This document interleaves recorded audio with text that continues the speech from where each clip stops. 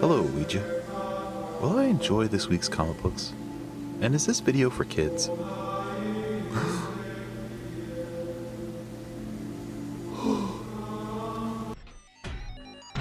How the heck are you? This is Centauri Stir Fry. Hope you guys are being excellent to each other out there. Today, we got a few things. We got some new comics, and we got two CGC unboxings that are nothing special, nothing too crazy, but they do come directly from Anyway, yes, new comics. I'm still fighting that addiction. I've been trying to cut back, and it's a battle I've been losing for, I guess, about 2 or 3 decades. But I just like being in comic stores on that day. I like supporting the stores, and I like being current and just knowing what's going on with comics. Unfortunately, for the last couple of years, it's been pretty bad, and it's left a really bitter taste in my mouth, and so I've been trying to reduce my calorie intake just a little bit, while still dipping my toe in there and just kind of enjoying things. So I've cut down quite a bit, and you'll see my pull list is actually pretty small. But I can't help it. I'm such a pathetic consumer, you know? If I see something bright and shiny over there in the distance, I'm just like, I need that, I need that, ooh. Something that draws my attention. I'm weak, and I really wish there was some kind of hotline. You know, something you can call. You know, you just pull out your flip phone. Like, I'm about to buy this Marvel #1 for $4.99. Help me. The guy on the other end is like, just stay calm, man. Stay calm. Think about all the ROMs you could buy. You're right, dude. That'd be great. Marvel first. Fallen Angels #1. And you're probably looking at this and you're going, hey, is that Psylocke? No, it's not Psylocke. It's not. It's Conan. Anyway, that's the former host of Betsy Braddock's Psyche. Way back in like X-Men, whatever, Jim Lee stuff. Betsy Braddock is an Excalibur. You know, she's the new Captain Britain with a sword. And Conan is the new Psylocke. And she wants to be called Psylocke because that's just what Marvel needs. They need 2 for the price of 1. It's an interesting plot though. So Conan was apparently some part of, I don't know, some kind of mind-bending operation. Maybe it's like MK Ultra. I'm not even sure if you're supposed to say that on YouTube anymore. Apparently they put her through a lot of trauma and took her baby. So she's out for blood. She's gonna find her baby. So she's gathered the crew. She's got young Nathan, who formerly known as Badass or Cable, he's just like a skinny jean wearing witty Facebook comment leaving dude. And then you've got X-23. So these young ripper snappers are gonna help her find her baby back. Kind of a serious scenario with I don't know. I just can't get over Cable. Okay, that's my problem with it. Really, I hate that. I don't even remember when that happened. Baby Nathan. Ugh. X-Men #2, Lindell Francis Yu. Hickman. It's a weird book. You've got Scott, which I love. He's my favorite X-Men, that's right. Go ahead, laugh. You know, sometimes when you say that to somebody, they're like, really? We got Scott Summers hanging out with Rachel Summers and Baby Nathan yet again. Man, there's way too much Baby Nathan. These guys, they decide to go on a little fun family adventure. And it's kind of strange. If you haven't seen your dad in like 30 years and he comes back, he's like, hey, how about we all go on a road trip for a week? Would you be like, sure, Dad? Or would you be like, nah, I think, you know, I might need a couple days to reflect and think about this? Krakoa is a paradise, mutant paradise, and Araco is just like this H.P. Lovecraftian hellscape.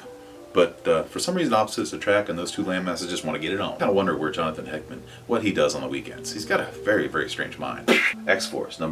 Jeez, this blew me away. I love this book. I think it's awesome. Benjamin Percy and Joshua Cassara. Artwork is awesome. Everything moves really fast. There's a scene where all these assassins are, I guess, jumping to Krakoa to take out just as many mutants as they can. And it's just cinematic and awesome. Like, I was looking at it like, wow, this is like the storyboard for a really awesome Nicolas Cage movie, you know? It's great how it sets up and it almost ends, like full circle. This is a complete issue. This guy knows how to write a book. Jean Grey, I don't know what she's doing on this team, but we'll see. Poor Colossus. Anyway, this is a great book. New Mutants #1. There's not a whole lot of excitement for this, even though you got Hickman and Breeson on here, and I'm sure Breeson does most of the writing, but I guess maybe it's Hickman's plot, is what I'm thinking. This book is actually not as bad as it looks. So they've decided to go on a little field trip. They're all having a great time on Krakoa, but they decide to get together, get the band back together, and go look for Cannonball, who's up in space, like Shi'ar Empire stuff. And they recruit the help of the Starjammers.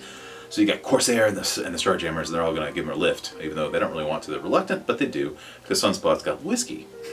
There's a lot of whiskey in this. What really bugs me about this book is kind of what bugs me in modern Marvel comic writing, period. And I think it even kind of seeps over, transcends over there into DC, is the strange character wittiness, the humor. There's so much humor that everyone here has the same jokes. They all sound the same. They all sound like they've been holding that Facebook comment or that Instagram comment, that really special one that's super witty. They're just waiting for the right time to strike. Oh, I got a good one. But the artwork's great. And I say this a lot, but it kind of has like a heavy metal vibe or like an early, mid-80s like graphic novel. It definitely has like a Bill Sienkiewicz kind of vibe. It's just kind of fun and awesome. I really like the artwork, but the plot is just okay. Alright, so the only thing I really got from this book is I would rather see a Starjammers book than this. Ghost Rider, number 2. I haven't read this yet actually, but I liked the first issue a lot. I thought it was fun and cool, and I really like the art by Cooter, Aaron Cooter. I like Cooter's artwork. I like saying his name more than I like looking at it, but it's great. Johnny Blaze, the new King of Hell, versus Danny Ketch. Danny Ketch is back, hence the awesome font, one of my favorite fonts of all time. Thought about getting a tramp stamp of this, but not yet. I'm gonna wait for my birthday, and I'm just glad that Danny Ketch is back. Heck yeah. Look at this cover. Ah, Kingpin. Man, all these Daredevil covers have been consistently awesome by Chitano. I like seeing his name, Chitano. It's written by Zdarsky, in my opinion, the best current comic writer. Traditional, just solid, awesome. I haven't read this yet, but I'm looking forward to it. Daredevil rocks. If you're not reading it and you like Daredevil, don't be a fool. Conan, Savage Sword of Conan, number 11. Yeah. Ooh, Roy Thomas, Alan Davis. Man, you got one of the best Conan writers ever, and you got one of my favorite. I'd say my top 10. One of my top 10 artists, Alan Davis. I love his work. Honestly, his work's not so great in this one, though. The first part was great. Issue number 10 was great. I think the story was pretty fun. It's just a two-parter, and it ends well, and you get a little adventure, and it's really cool, actually. I like it. It's a pretty traditional Conan story. Alan Davis's artwork is good, but for whatever reason, I have a problem with this book. It's called Savage Sword of Conan, okay? I would like to see the violence level pushed up just a little bit. You got Conan here. Savage Sword should be up here as far as violence and bikinis. DC. This is a 12-parter. This is the second part. It's called Batman's Grave by Warren Ellis and Brian Hitch, the two creators of The Authority. Part 1 was great. I put this on the pool. I'm down for all 12 issues. So far, this seems like he's just like a murder mystery, which is nice. You know, come on, that's pretty cool. We haven't seen that in a while. And it's just like, there's no big supervillains that I've seen. I haven't read this, hope they're not in here. There's no supervillains, like no Bane, no Riddler, no Joker, no Tom King, nothing. It's just standard Batman crime fighting so far, and it's pretty cool. Raw, number 26. Oh, look at this. We got an appearance by Galactus. I believe it's like a 2 or 3-parter story, but I think maybe just 2. But yeah, Galactus, and down below you have Terrax, featured in the first issue of The New Warriors. Yeah. A really cool thing happened. I thought it was just out of the blue. Weird. I'm really upset that I didn't know about this earlier. I actually got on my phone and I said, hey FBI, as soon as you're done listening to me fart and looking at my naked butt, will you tell me the closest location for comic books? And I just spoke into my phone, and all of a sudden one came up in my town. I was like, what? What the heck? I had no idea. But a new comic shop opened up in my town, so I automatically binged it. Drove over there, and it was such a cool place. Walked in, they had a bunch of vinyl on one side of the shop, and over here they had new comics. I was like, that's cool. And I looked over, and there was just awesome. Like, it's not like the largest selection of back issues, but they were all great. Like bronze, silver age stuff. I was just like, what? This is like a comic book store from like 25 years ago. I was just so excited. You could go through and look. She had Alf number 1. So I was already kind of past my limit of my budget. My budget's already spent, but I had to support her, so I put a few books on the pool, and I picked up some comic books there that I just thought were awesome. I couldn't leave behind, and there was, reader copies, I suppose, but they were just cool and a good deal. And it was a really cool lady who ran that place, and man, it's just a cool shop. I think it was called Mad Wook's Comic Den, but a really cool place. I can't wait to visit it again. I'm going to totally support this, man. It's just right there. And here's the books I got from her shop. We got Harley. I think that was sold out at my store. They didn't have it, so I missed this one. So that's cool. I found it. Berserker Unbound. Now, yeah, I couldn't find this either, so that's pretty cool. And I heard a lot of people saying it was great, so we got some Jeff Lemire and some Mike Deodoto Jr. My shop was out of this too, and I forgot to put it on the poll, and she had it. That's awesome. Red Sonja. Number 1, Marvel Feature presents. Now this is definitely a reader copy. It's seen better days, but I've been thinking about buying this for like over a year now. And I got her first appearance like maybe about 8 months ago or so. So I've been trying to collect Conan related stuff. And she had this for $4. Now it's a reader copy, but who cares? I'm good. Mission accomplished. Human Fly, number 1. Now people are buying this thing up like crazy. Daz the Key Chaser does like a hot book list. This was on there and I laughed out loud when I was watching that. I was like, what, are you kidding me? You and Fly have been passing this book up for about a decade. Wow. Demon number 1. And I have rated 9.0 of this, but I was like, man, no, I'm not going to leave a book like this in good shape. Kirby, and one of my favorite all-time Kirby creations, and probably one of the most underused and just misused characters in all of DC. And they've got a couple, like Creeper. I think they could do more with Hawk and Dove, but the big one for me is Etrigan. Jason Blood, one of my favorite all-time characters. And so I don't mind getting doubles of this, man. I'll do that all day long if I get it for a good deal. And I thought I got one. Good stuff. Love Etrigan. It's awesome. And finally we got the CGC books. This is dumb right here, what I'm doing. Let me just put this right here. So this one isn't like the biggest, highest book in demand, but oh yeah. They did a good job on this. Get that knife back out. And I've had some, usually that's why I buy CGC books, honestly, because sometimes I don't trust the grade, or I just want them to ship on, you know, in good shape. So it's not like I'm just like this big CGC fan. It's really just like a confidence issue when I'm buying online.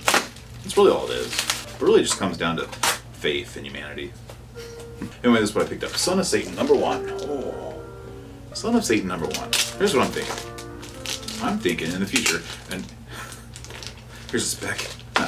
Basically, here's some spec advice. Just buy any first appearance, all of them. Just get your key app or whatever the heck you guys use, and just buy them all. The stones it took to come out with this, I thought that was really cool. Son of Satan, #1, 1975. But it just continues from Spotlight number 224. I believe it was like some Ghost Rider action. So, pretty sweet. I really like this cover too, man. Spine-tingling first issue. Down into the depths of hell he rides to face the devil himself. Ah, well, yeah, I guess there's a reason why this cover is so cool. It's Gil Kane. And look who's smiling now. This is a pretty cool one. Ooh, freshly formed peanuts. I should have done that. There's like little hairs in here. Oh, man.